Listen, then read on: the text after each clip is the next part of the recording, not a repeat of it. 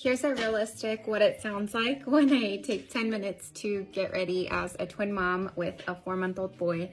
3 under 3, let's go.